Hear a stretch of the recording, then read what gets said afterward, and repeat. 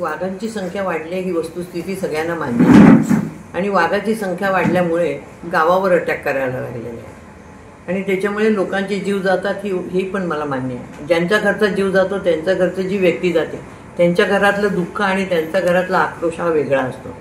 त्यामुळे अशाही लोकांना सहानुभूतीची गरज आहे। परंतु आता ह्या सगळ्यावर उपाययोजना करणं हा एक महत्त्वाचा विषय आहे।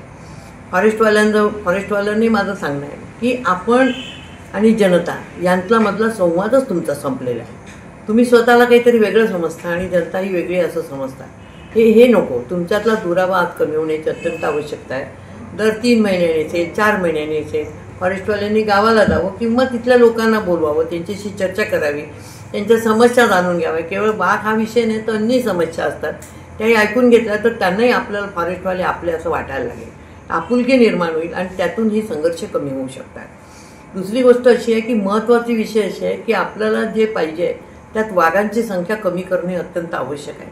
350 वाघ आपल्या जिल्ह्याच्या आजूबाजूला फिरत आहे आणि मुख्य म्हणजे कोअरमध्ये आहेत आहे, पण कोअरपेक्षा जास्ती आपल्याकडे ते बफरमध्ये आलेले आहे आणि बफरमध्ये पाहिजे तेवढं खूप दाट जंगल आहे असं नाही म्हणता येणार, परंतु वस्त्या मात्र बफरमध्ये आहेत आणि त्यांचं पुनर्वसन करायचं नाही अशा पद्धतीचं बफरचा कायदा सांगतो आहे। त्यामुळे त्यांचं पुनर्वसन होऊ शकणार नाही आहे आणि अशा वेळेला आपल्याला जर लोकांचे जीव वाचवायचे असेल तर फॉरेस्ट आणि जनता यांच्यामध्ये जसा संवाद असला पाहिजे तसं वाघाची संख्या कमी करणं अत्यंत आवश्यक आहे।